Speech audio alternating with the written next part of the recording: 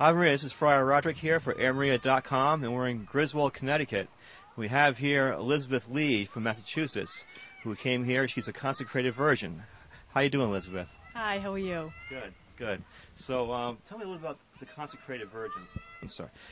So tell me a little about the consecrated virgins. What does the consecration part mean?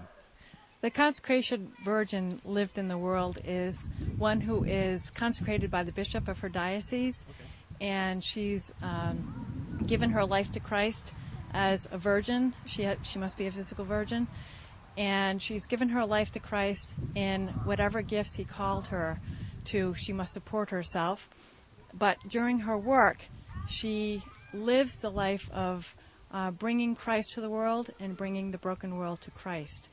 And she spends a good amount of time also in prayer. This is beautiful. So you're working as an evangelist and also as a prayer warrior as well. Mm-hmm, that's correct. Great. So what's your so the history of the consecrated virgins goes back to early times then?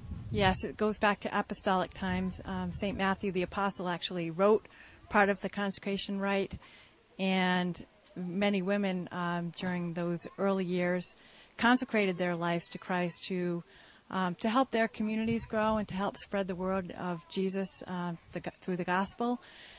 And over a period of time, the vocation was growing phenomenally, but also many of the virgins were martyred. And that's where you hear of St. Agnes, St. Cecelia, St. Lucy. So the times were dangerous also, but the vocation during that time flourished. And now that we're living in a time of counterculturalism, right, the vocation also is very much flourishing in the church today. So back then it was also countercultural, right? So the two times of countercultural and sort of non-Christian times, this has come up. Mm-hmm, that's correct, yeah. And now we're living the white martyrdom. Back then it was the red martyrdom. Well, we'll see how long the white lasts and the red lasts, but the red starts. But your prayers, I'm sure, help. And so the prayer, this whole consecrated virgin vocation has come back since Vatican II?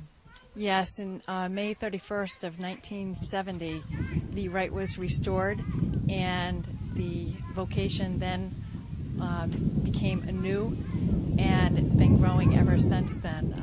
There's been a greater understanding and a deepening awareness of the vocation. The United States has an association in the United States Association of Consecrated Virgins. So under the help of Archbishop Raymond Burke, who was our Episcopal moderator, helped the United States form this association. It's a voluntary association. The Virgin actually belongs to her diocese, and what the association does is it helps the consecrated Virgin understand her vocation at a greater depth, and also to get the word out of what the vocation is in the church to various dioceses or vocation directors. And we're also a support to each other. Oh, great. So it's a whole association that's quasi like a religious order, but you live all in your own apartments and under each diocese.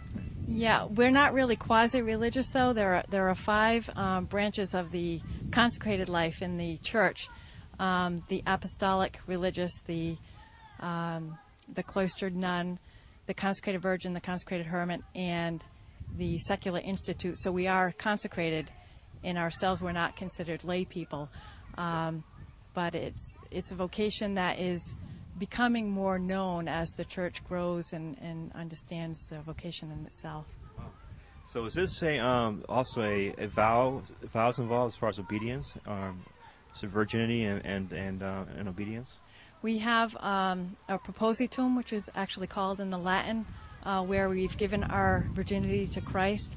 And it's not a vow in the sense of what religious take, because we've already given ourselves to Christ, but that propositum, that promise, is blessed by through the hands of the bishop. So it's the act of God then coming down upon the Virgin to make her fruitful. Oh, great. Wow, that's a beautiful vision there.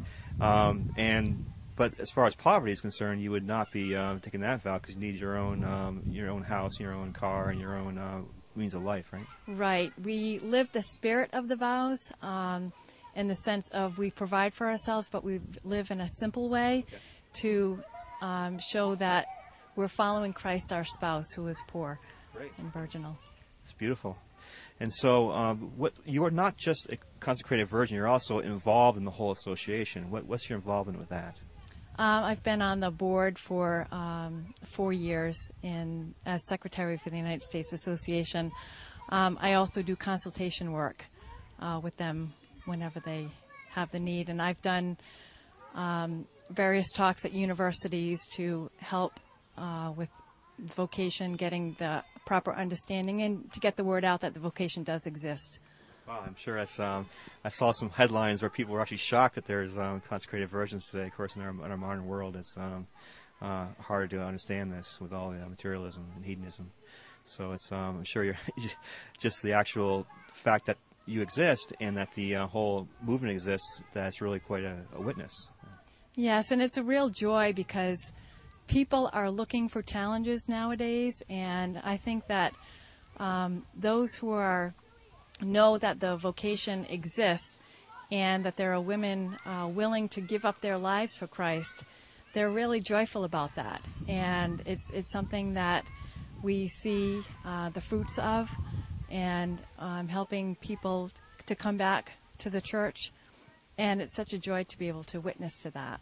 Oh, great. Yeah, so so we need so much today. We have really no means of people seeing the beauty of the church and the witness of a Christian life with all you see on TV, which is so opposite to that. Yeah, So. I think Vatican II is what we're trying to help with in that sense is everyone is called to holiness. And because we have to support for ourselves and make our own ends meet, as well as doing the various duties of living the home life, that we have an understanding of how other people live in the laity, and they're also called to holiness. So we can, kind of help them understand and grow in their own vocation. Show them that's possible to do, right? Mm-hmm. That's great. That's So, right. how many consecrated virgins are there in the world today? There's roughly 3,000. There's about 200 in the United States. We just had our meeting with Pope Benedict in Rome in May, and it was really wonderful to have consecrated virgins come from 52 different countries. 5 languages were interpreted, and we had just numerous conferences in helping us to grow in mutual development and love in the church. This is beautiful, the love of the church and the love of souls, and bring people to heaven. And we just want to encourage you so much, Elizabeth, with all you're doing, and this very beautiful vocation. And I hope it's much more better known and followed. Okay, thank you very much. God bless you. Marina, this is Friar Roderick for AirMaria.com, and God bless you.